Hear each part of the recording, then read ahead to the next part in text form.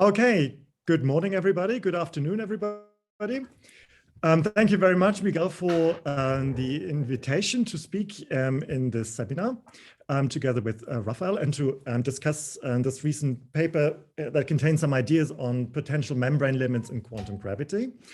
And as Miguel said, we are going to split the seminar in two parts. So Rafael is going to be discussing the paper, and I will be starting with a bit of a longer introduction and an overview and describe some of the questions that led us there, and also pose some questions on the way that we can then maybe discuss more in the discussion session or along the way. Okay, so the general context of this work is, of course, the celebrated swampland distance conjecture by Hiroshi and Kumron, which, as we all know, predicts a radical departure from the effective field theory of a quantum gravity at infinite distance in the moduli space due to the appearance of an infinite tower of states which become asymptotically massless as we approach infinity in moduli space. And clearly this conjecture, while quite wild and radical from a purely field theory point of view, is in perfect agreement with intuition from string theory and string dualities, as was pointed out and stressed early on from the very beginning. For example, if we consider type 2a string theory in 10 dimensions, then the moduli space is parameterized by the dilaton phi. And there are two infinite distance directions, phi to plus and minus infinity.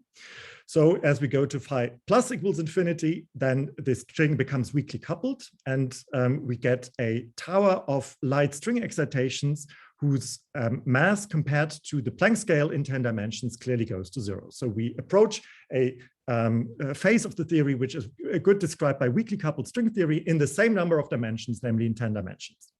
On the other end of moduli space, on the other hand, as is very well known as well, the zero brane becomes light. It becomes light parametrically with respect to the 10-dimensional Planck scale. And this gives rise to a tower of the zero brane from a tower of PPS states. And these, of course, as we all know, are to be interpreted as KK states in the dual approach to type 2a theory from 11-dimensional M theory. So in other words, in this case, we go to a theory one dimension higher and we decompactify. This is, of course, classic string theory knowledge. In addition to this intuition from string dualities, there has been assembled by now overwhelming evidence for the swampland distance conjecture also in lower dimensional string and M theories, most notably in the context of type 2b compactifications and at the infinite distance degenerations of the complex structure moduli space, where the states that become light are towers of T3 branes from vanishing 3 cycles. And third, there's also, as initiated in this recent paper down here, now bottom-up arguments and ideas which relate the swampland distance conjecture to arguments of black holes and black hole entropy, because after all, of course, the hope is to find arguments without using string theory as a laboratory to begin with. And if there's something in the chat appearing, I will ignore it until someone interrupts me. Is that fine? Because I don't see it. Yes, we're just posting the links. Okay, very good. Otherwise, please, of course, do interrupt me. But I will not see the chat usually on the slides here from the viewer. Thank you. Good. So the questions that I like to ask and that interests me, among others, is whether the string theoretic intuition from 10 dimensions actually gives an exhaustive interpretation of the towers of states. So is what happens in 10 dimension really what happens in every quantum gravity theory? Or could it, for example, happen that at infinite distance in the moduli space, we could encounter genuinely new theories, as would be the case, for example, in field theories at finite distance and strong coupling, where, of course, it's known that we can get to theories even without a Lagrangian and all sorts of complicated things happening. And in an attempt to address this question and to maybe make more explicit these ideas about string duality that underlie the distance conjecture, the emergent string conjecture claims that everything that was happening in this 10-dimensional string example is essentially what happens in all other cases as well. So in other words, the towers of states at infinite distance in moduli space of any quantum gravity should be either Kaluza-Klein towers from the perspective of some dual theory, or weakly coupled string theory towers. Or more precisely, the statement could be formulated in this way, namely, every equidimensional infinite distance limit in a quantum gravity, so every limit which is not a decompactification limit in some dual sense, must exhibit a unique weakly coupled string whose tension compared to the Planck scale in that dimension approaches 0. And if we are in less than 10 dimensions, then the string tension should come at the same scale as some Kaluza-Klein scale. Otherwise, we would be encountering a new string theory that has that would be critical, say, in lower than 10 dimensions. And the buzzwords here are, it must be a unique string, a critical string, and weakly coupled. And conversely, if there's no such critical string becoming light inside, then the tower that one finds at infinite distance must have an interpretation as a Kaluza-Klein tower in some dual sense. And all that happens is that the theory effectively decompactifies. This would at least be the conjecture. And this conjecture, to my understanding, is consistent with a related but independent set of ideas that are associated with these distant ixionic strings discussed in this paper down here. So in the sequel, I would like now to point out a few ways how the conjecture could go wrong, a few potential pitfalls, and what has been known so far as to if they go wrong, if they do not go wrong. And this will then naturally lead to the actual question of this talk in the second part. So from that point of view, the purpose of my talk would be to challenge this emergent string idea by looking for possible loopholes. And in the main part, we will do so by asking, could there be something higher dimensional than a string that becomes relevant? So the conjecture says it could be particles, then it's a KK tower. It could be a string, then it's the usual string, a weakly coupled string. But of course, the first question is, could it be something higher dimensional becoming as relevant? This will be actually the main part of the talk given by Rafael. And in the first part, I'd like to challenge the first 2 points of the string conjecture.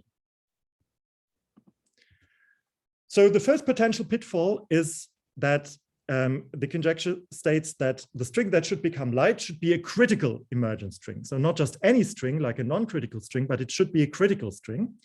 But this string need not be the string of the original theory, as was the case in the type 2A example in 10 dimensions. In other words, in general, we of course would expect that some solitonic object in the theory might take over the role of this critical string from a dual point of view, but then it has to be a very special object so that it gives rise to a critical string and not to a non-critical string, as for instance in 6 dimensions in SCFTs. And to test this, let's look at a theory ideally which does not have yet a string in it in the bulk of moduli space. And to be in lower dimensions, let's take a theory such as M theory on a Calabi-Yau threefold compactified to 5 dimensions. So this is not yet a string theory. It's of course dual to a string theory, but as such not defined as a perturbative string theory.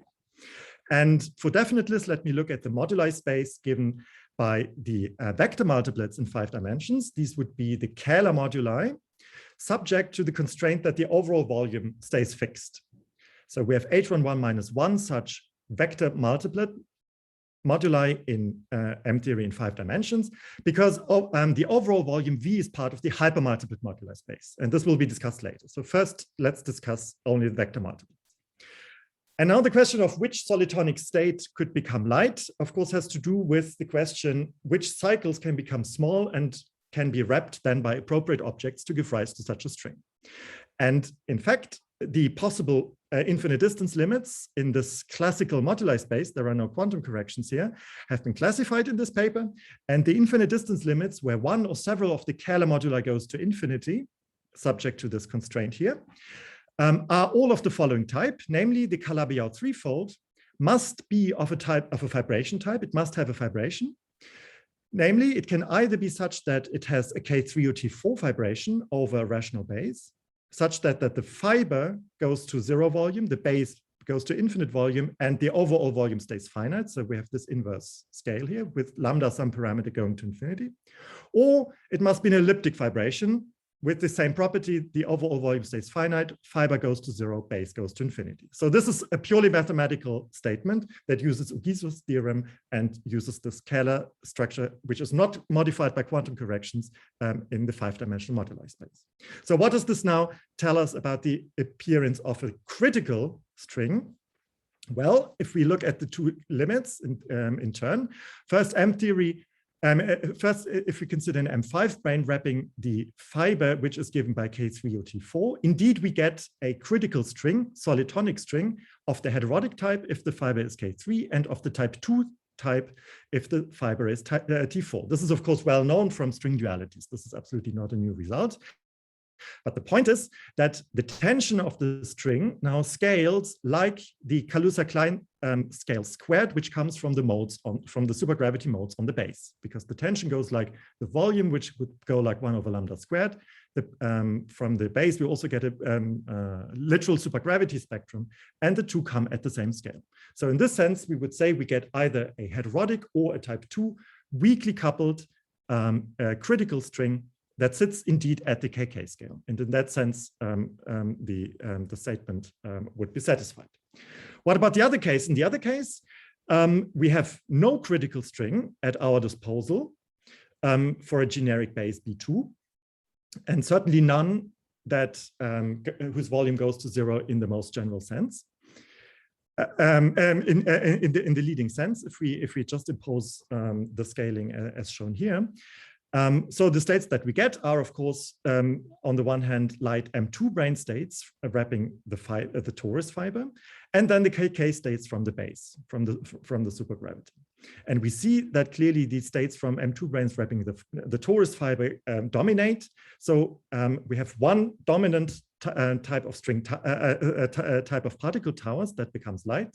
And this tower has indeed an interpretation as a Kaluza-Klein tower in a dual sense, namely in the sense of decompactifying the theory from 5 dimensions to 6 dimensions, because after all, this limit here is nothing other than the well-known celebrated F-theory limit. So even though the leading tower is not a supergravity Kaluza-Klein tower, but comes from wrapped M2 branes, it acts as a Kaluza-Klein tower in a dual sense. So this is what's meant by the statement. And let me point out, in this situation here, we have 2 towers of states which become light.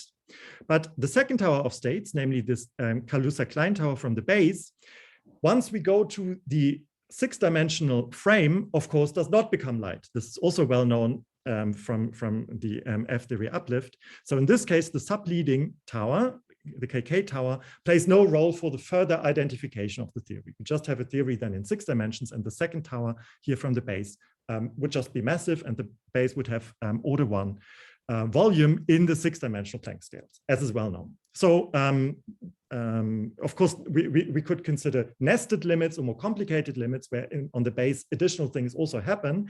Then one has to reevaluate, but in the generic situation, this would be the identification of the theory at infinite distance. And this is, in fact, all that can happen according to this classification of the classical limits.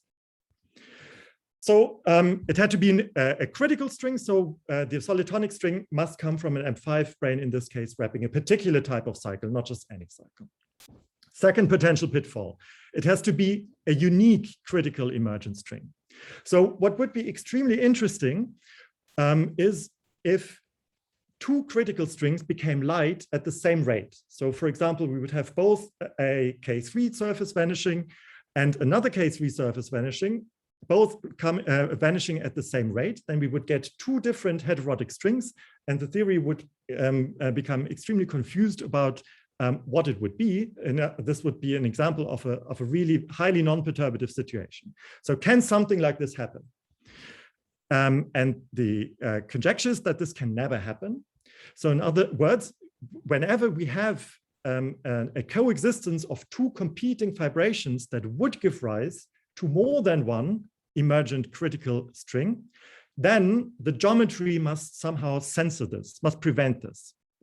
And indeed, to stay in the example, yes.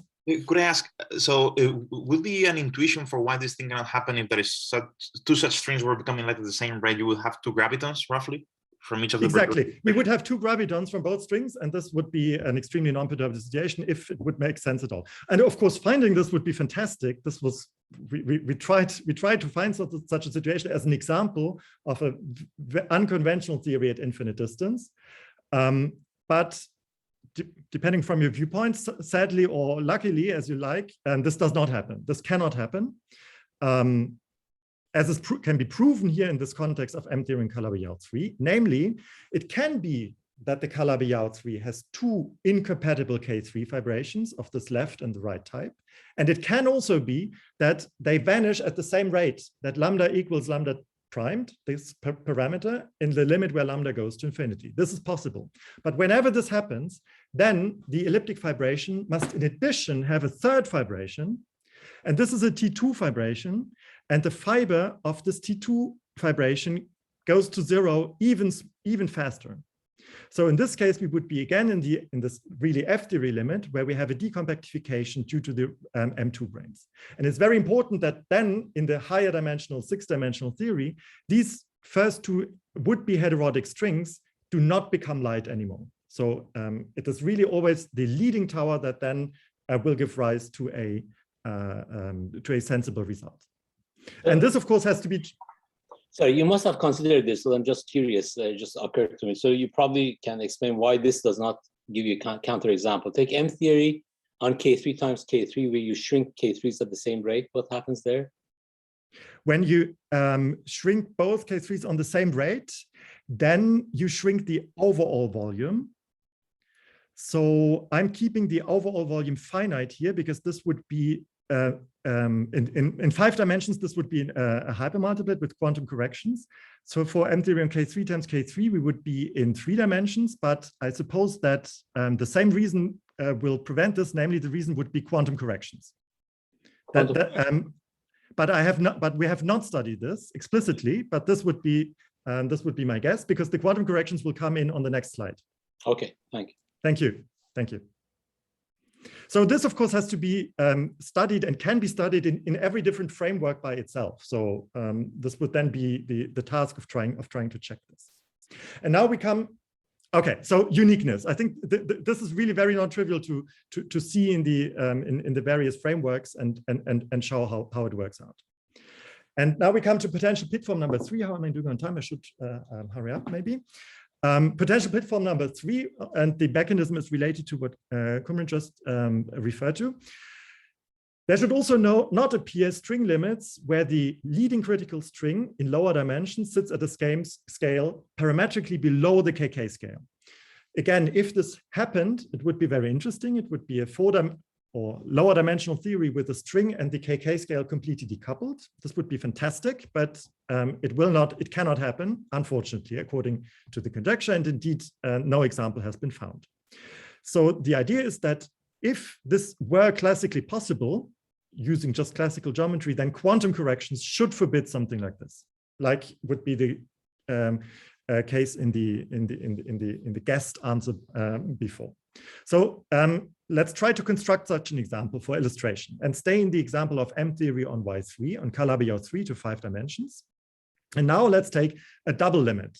So first we take a limit where we play with the overall volume of the Calabi-Yau-3. So we introduce a scaling parameter mu, and that could go to infinity or to 0. Both would be infinite distance in moduli space, but this is a hypermultiplet, not a vector multiplet.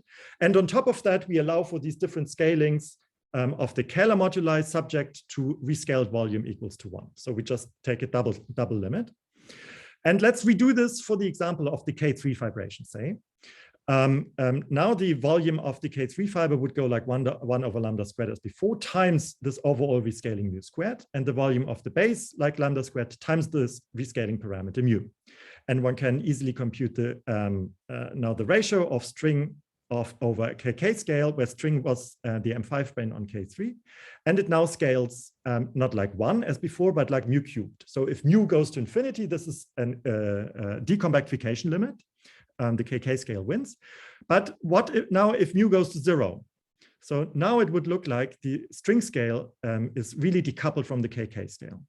So this limit should not occur. So it should be quantum corrected due to, and the quantum corrections indeed come in because this is part of the complicated hypermultiplet moduli space.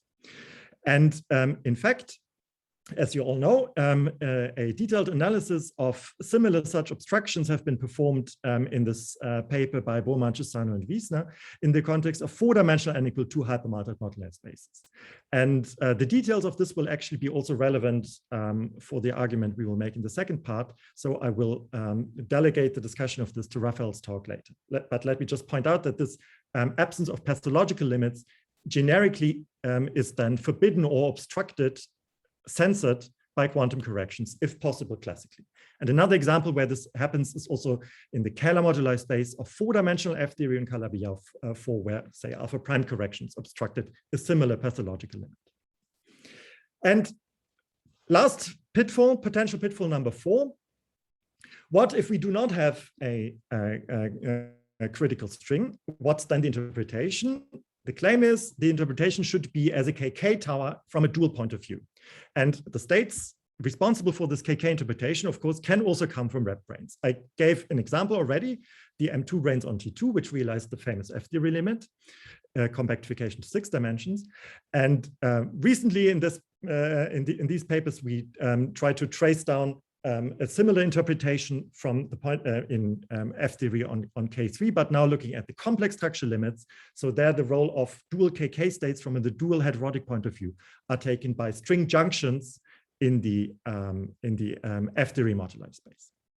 But of course, a challenge possibly for future investigations is to show that or disprove whether or not this always happens. So is it really true that when we don't have an emergent string, that then the tower of states that we become always admits a clean interpretation as a KK tower from some dual point of view? So I'd like to pose this as a question, but I'm not so far aware of any counterexamples. And then potential pitfall number 4b, could there be other relevant examples, higher dimensional objects? And this would then be Rafael's talk. So now would be the perfect moment to switch, but let me just include one last slide. Maybe that's something that we could also discuss later, because I'm interested in hearing opinions here in the audience. Namely, what is now the relevance or relation of this conjecture to other conjectures? Indeed, as we know, the swamped distance conjecture is in the center of this web of conjectures, as is usually stated nicely. And if one now classifies further the type of states that appear, this might have also, or might shed additional interesting light, maybe also on the other conjectures which derive from the swamped distance conjecture, which are related to it. And as one example, let me pose this question for the tower weak gravity conjecture, at least in the limit where Yang-Mills goes to 0. So if the emergent string conjecture is generally true, then in that limit, Yang-Mills to 0, which is at infinite distance, the leading weak gravity conjecture tower should be contained in either the Kaluza-Klein tower or a string tower becoming light. And one could then think that the weak gravity conjecture maybe holds because it obviously, more or less obviously, or explicitly holds for KK towers or string towers. For example, for perturbative string towers, it was recognized early on and then discussed in various other setups or slightly more generalized setups later, that modularity of the string explains the tower weak gravity conjecture. So if everything really reduces to an emergent string at infinite distance, this would kind of explain why the weak gravity conjecture generically has to hold. Of course, the second case to be discussed here would be the KK tower, but there one could also be confident. So the question I'd like to ask maybe for later is if this is a sufficient reason behind actual reason why the weak gravity conjecture actually holds, because it simply holds in these two scenarios, which simply happen to bound the moduli space at infinite distance. Timo, one question. Yes, Irene. So here, it seems to me that maybe you're assuming that the leading tower that becomes light is also a charged tower. Right, exactly. Right? I mean, exactly. It could be that the leading tower is, I don't know, it's indeed particles or strings, but it's not charged under the gauge field, and then you have the weak gravity tower above, right?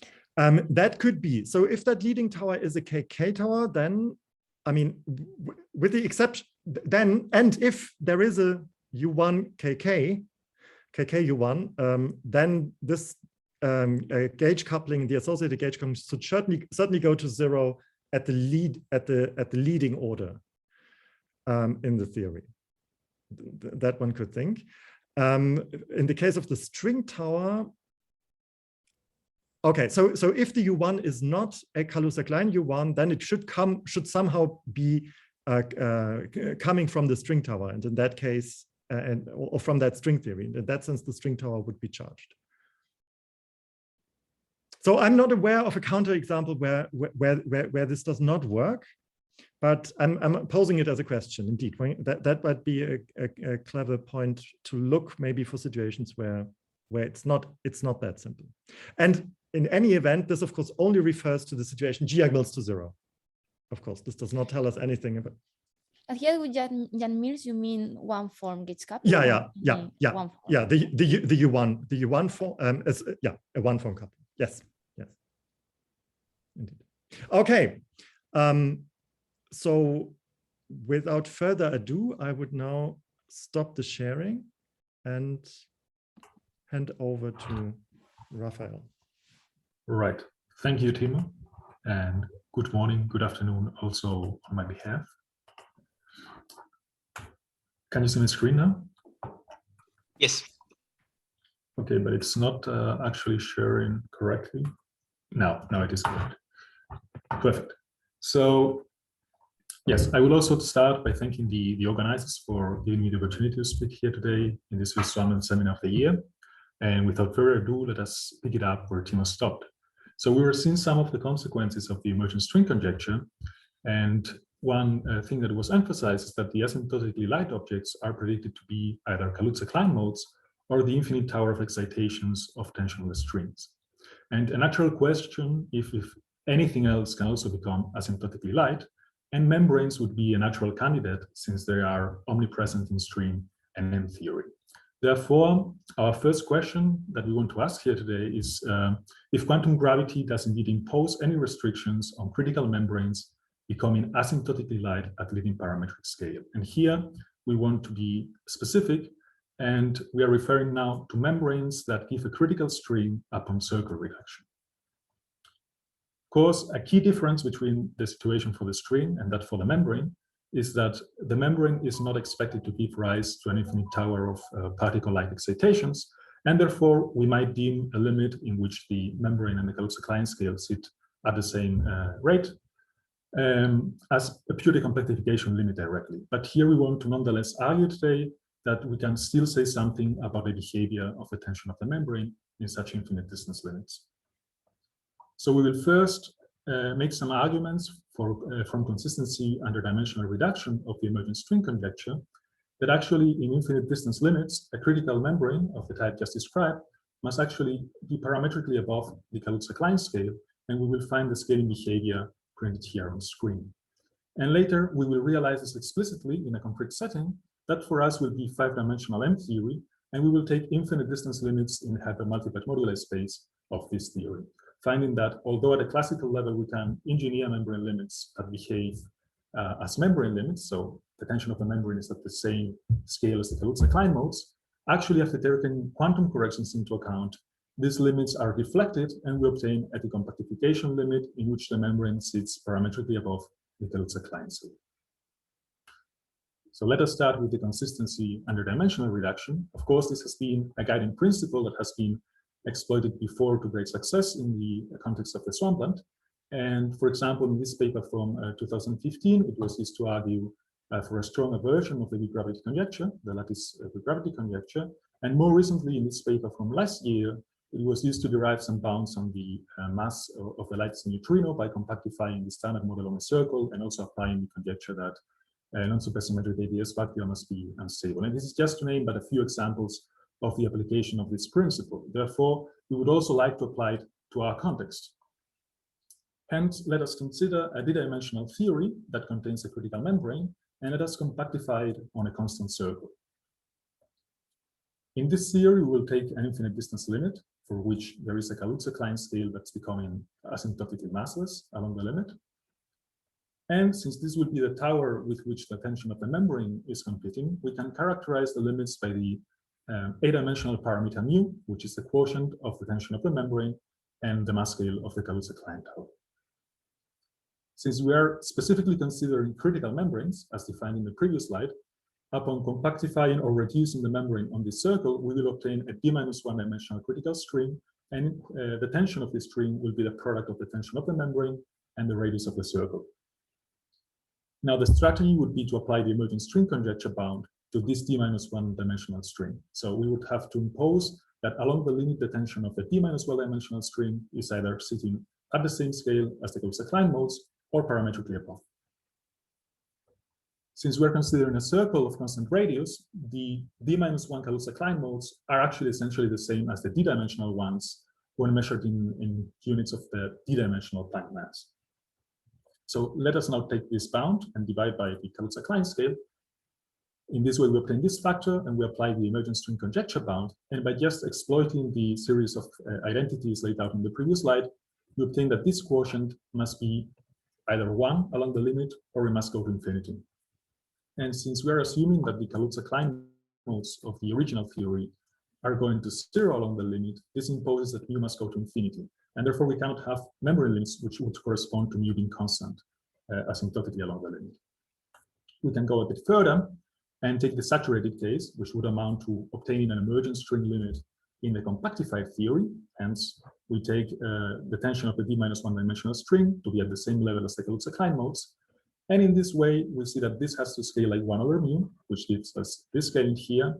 And by just taking the definition of mu, which is this one, and multiplying by this, we obtain that the tension of the membrane must be 1 power of mu above that of the Kaluza-Klein modes. So we expect it to be decoupling from the Kaluza-Klein modes along the limit.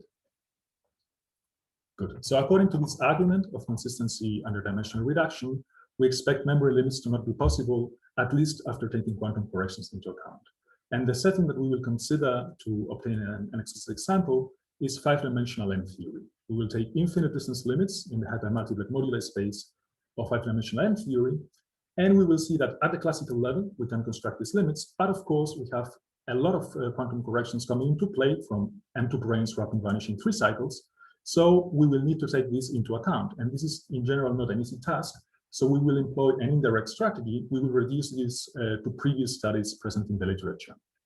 So the first step will be to realize that the hypermultiplied moduli space of 5-dimensional M theory is actually equivalent to that of type 2A string theory in 4 dimensions. And this owes to the fact that the M theory circle is actually a vector multiplet, so that the hypermultiplied factor in the moduli space remains untouched upon the circle reduction. We will come back to this point later.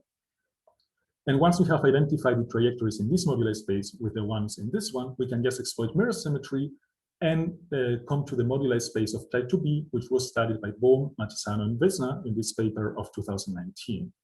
So to just recapitulate, our study will be to first study the memory limits in the hypermultiplied space of 5DM theory, and also the quantum corrections that plague them. And to accomplish these, we will first identify the moduli space with that of type 2A string theory on the same compactification space, and then exploit mirror symmetry to obtain the equivalent limits for type 2B. And this latter situation was studied in detail by Bohm, Mattisano, and Vesna in their work from 2019.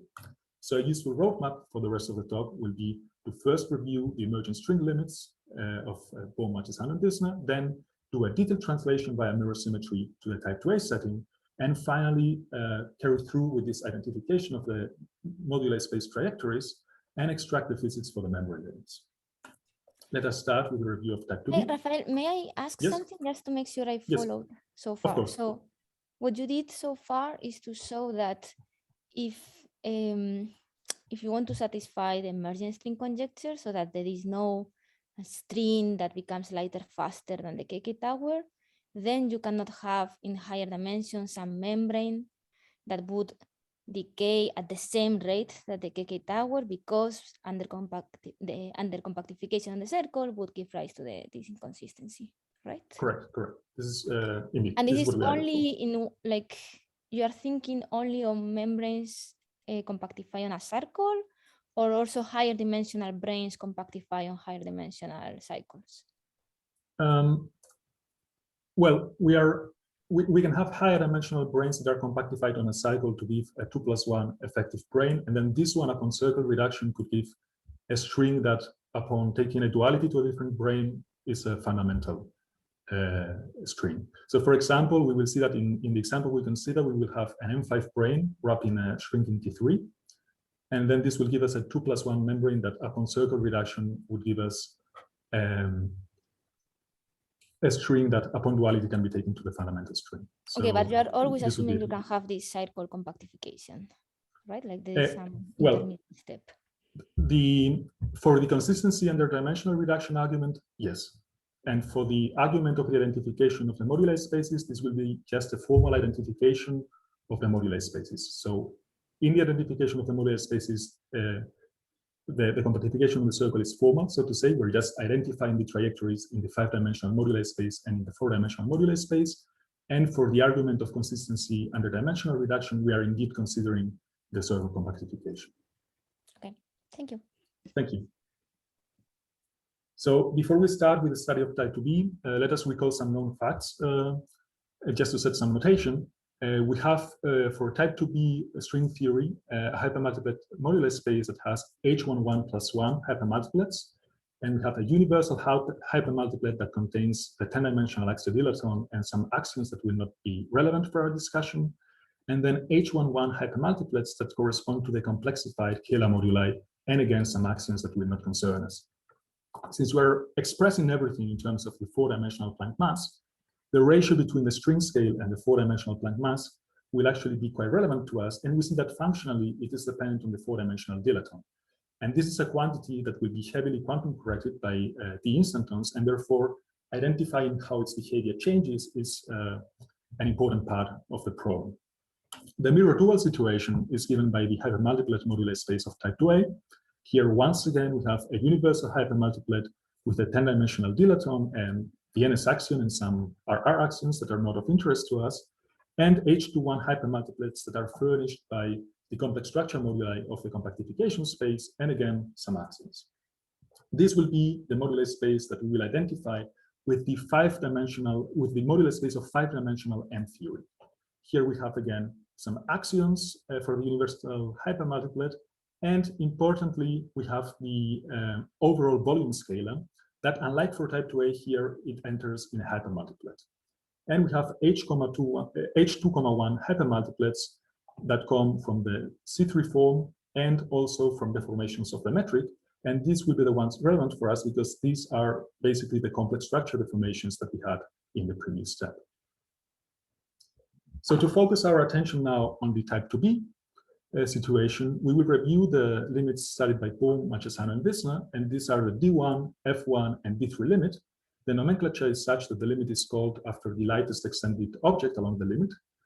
And we have the D1 limit, in which a D1 string becomes asymptotically tensionless the fastest along the trajectory, and its S-dual companion, the F1 limit. In their paper, they also consider the third limit, the D3 limit, which is obtained from the D1 limit by enforcing the structure of an elliptic vibration and then taking a double T-duality along the fiber, which is formalized in terms of a Fourier-Mokai transform, and yielding a limit in which the lightest object is given by a D3 membrane wrapping the shrinking elliptic fiber. The physics for this limit is the same as for this one, and therefore, throughout the rest of the talk, we will only concern ourselves with the D1 limit and the F1 limit, which we now turn to study in a bit more detail. We will parameterize everything in terms of this parameter lambda that goes to infinity. And just by looking at the classical trajectory of the D1 limit, we see that it is a large volume limit, and it also goes to strong coupling. And by looking at some of the relevant scale ratios, we would see that the string to Planck ratio is kept constant throughout the limit. This is not by accident. This was engineered to be in this way in the original paper, at least at the classical level. And we have also that the lightest Kaluza-Klein modes go like 1 over lambda, while the lightest string in the game, which is the D1 string, goes like 1 over lambda to the 3/2. This is a classical behavior. And we see that is an example of these pathological string limits that Timo was mentioning in his slide. So we expect that quantum corrections would remove this behavior, and indeed quantum corrections need to be taken into account because D-1 and D1 instantons contribute significantly along the trajectory. Therefore, the crux of the problem is to actually study the effective theory for a D1 string and see how it is modified by these quantum corrections. And the viable approach is to exploit S-duality and go to a frame in which it is the fundamental string that's becoming the lightest at the fastest rate. And this would be the companion of the D1 limit, which is the F1 limit. Here we have the action of S-duality, which will exchange the string coupling and also affect the dimensionless Kähler moduli.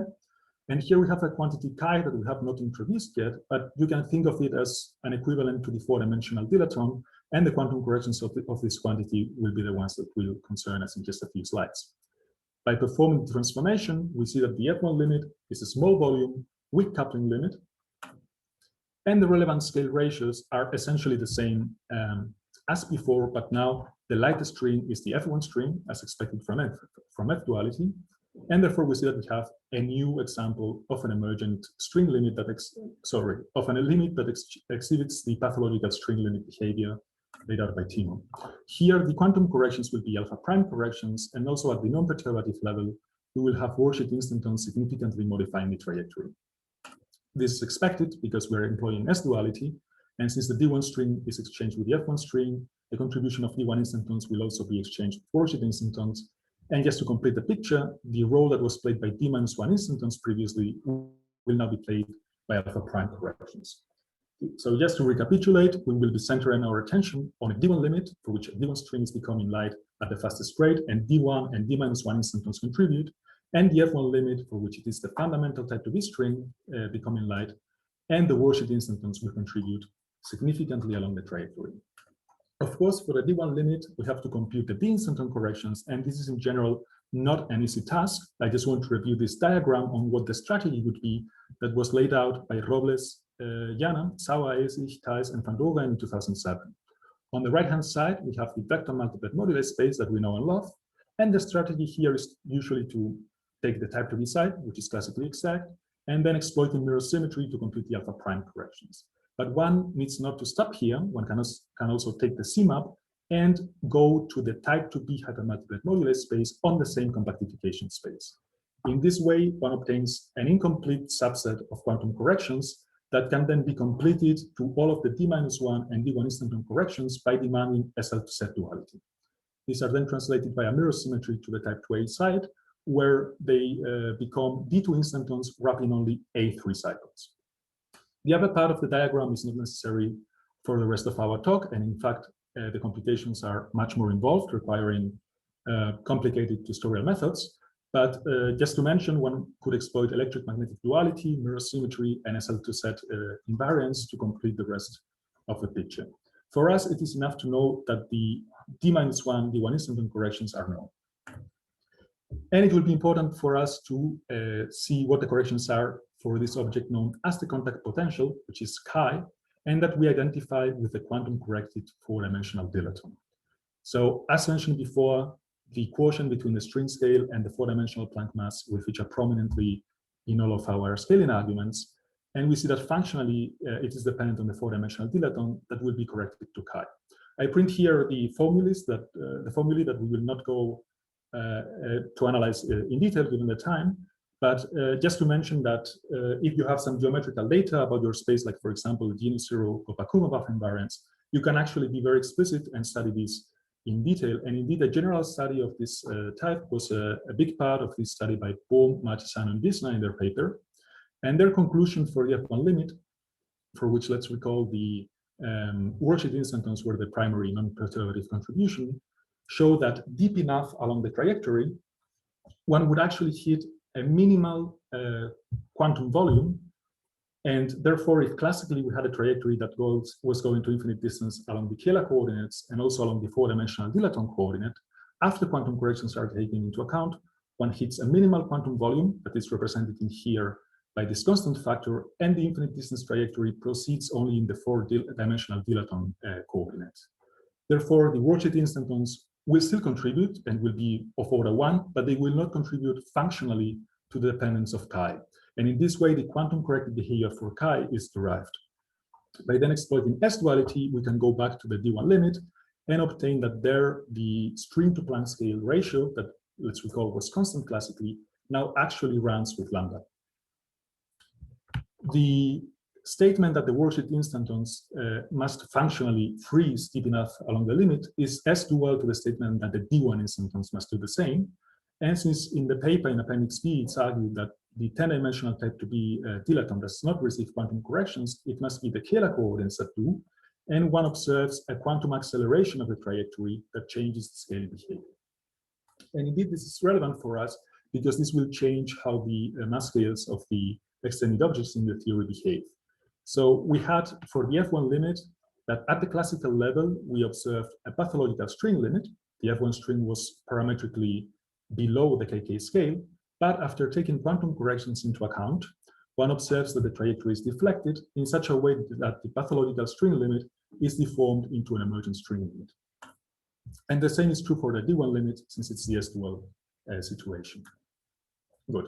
In this way, we have taken care of the lower right part of the diagram. And let us now real quick do the mirror map to the type 2A side, and finally go to the 5-dimensional M theory.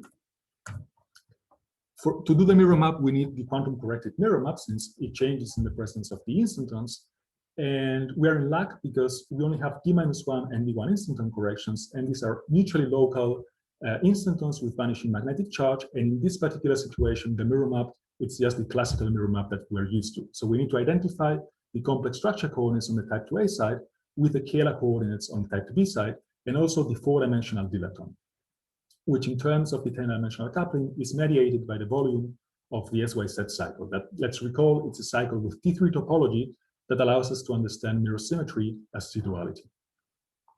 The D instantons are also mapped to each other. For example, D-1 instantons wrapping a 0 cycle are mapped to D2 instantons wrapping the SYZ cycle on the type 2A side, and D1 instantons wrapping a certain combination of 2 cycles on the type 2B side are mapped to D2 instantons mapping an analogous combination of 3 cycles on the type 2A side. And finally, also the lightest object in the theory will be converted. And if we think of the D1 string as being the light object in the D1 limit that we will center our attention from now on, upon doing a threefold T-duality along the SYZ cycle, we will see that the lightest object will be given by the T4 string wrapping the SYZ cycle.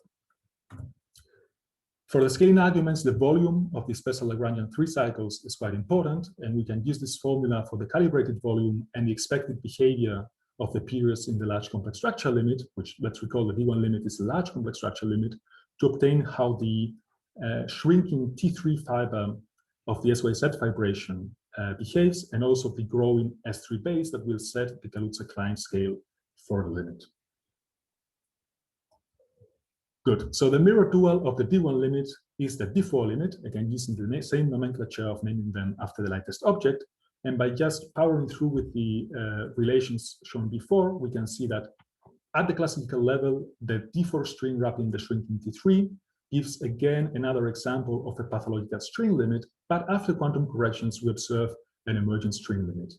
And I just printing here the scaling behavior of the D4 particles, since they basically do not scale along the limit, and therefore this is truly a 4-dimensional situation. It's an equidimensional limit as required for an emergent string limit to happen. Well, let us conclude now by looking at the membrane limits, which were our initial object of study. We are in the 5-dimensional hypermultiplied moduli space of M theory, and we will be taking infinite distance limits that vary the overall volume scalar and the complex structure moduli. And therefore, the candidates for light objects would be either M2 branes that become light. Let's recall that in 11-dimensional units, they will be order 1, but since we're expressing everything in terms of 5-dimensional units, we will pick a factor of the compactification volume. Or N5 branes wrapping the fastest shrinking 3 cycle in the theory, which for us will be the T3 cycle of the SYZ vibration, that pick a factor of the volume of this 3 cycle in 11-dimensional units, and also a factor of the overall compactification volume. Finally, we have to compare with the Kaluza-Klein scale, which for us will be set by the growing S3 of the base. If we want to achieve an M5 limit, a limit in which the M5 brane wrapping the T3 cycle actually is at the same scale as the Kaluza-Klein modes, we need to impose this relation between the volumes of the shrinking T3 and the growing S3. And the question is, at the classical level, we can surely do this, but can such a putative limit actually exist after quantum corrections are taken into account? And here, the identification of the hypermultiplied moduli spaces that was mentioned at the beginning comes into play, because the M theory circle is just a vector multiplet. So when we compactify 5-dimensional M theory to type 2A, the hypermultiplied moduli space factor remains untouched. And therefore, we can identify this moduli space of 5-dimensional M theory with the one of 4-dimensional M theory. And this is truly a 5-dimensional theory on the left-hand side and a 4-dimensional theory on the right-hand side.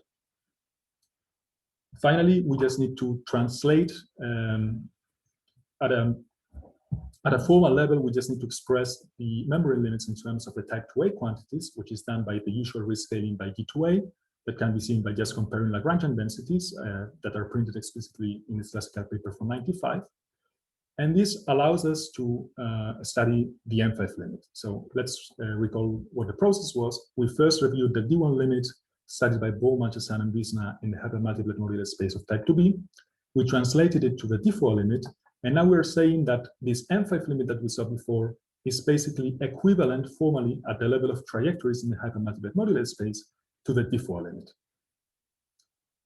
This is the condition shown before for the M5 limit, in which the lightest object comes from the M5 brane, wrapping the shrinking T3 from the SYZ vibration.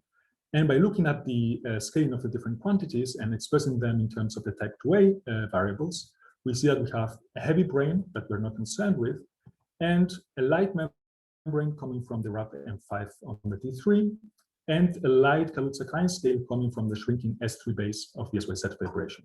Classically, the two of them scale at the same rate as expected because of the way in which the limit was engineered. But after taking the quantum corrections into account, the trajectory is deflected, but now it's deflected into a decompactification limit. And if we rewrite this in terms of lambda 2 3/2, renaming it as lambda tilde, we see that this is exactly the same scaling behavior that we expected from consistency under dimensional reduction at the beginning of the talk. So let us conclude and summarize. The points that we wanted to get across in this second part of the talk were that consistency under dimensional reduction of the Emergent string conjecture actually demands for critical membranes to be parametrically above the lightest Kaluza-Klein scale in the game along infinite distance limits. And in the saturated case, we saw at the beginning of the talk that the best that we can get is this ratio between the two scales. And this is not only the best that we can get, but we also realize it explicitly in this example from 5-dimensional M theory by considering infinite distance limits in the hypermultiplied modular space of the theory, and then identifying them with equivalent trajectories in the hypermultiplied modular space of type 2a, and exploiting mirror symmetry to go to type 2b and translate the results of Bo, Marchesan, and Wisna to the current setting. Let us end with this thought, which is that although for type 2, we saw that there is a certain self-similarity of the theory. As we go to infinite distance, we can take a duality transformation for an emergent string limit and come back to a theory that is essentially the same as we started with. This is not true for the equivalent trajectories in the 5-dimensional M theory, for which we always find a decompactification. And this is all on my part. Thank you very much for your time and attention, and I apologize for going a few minutes over time.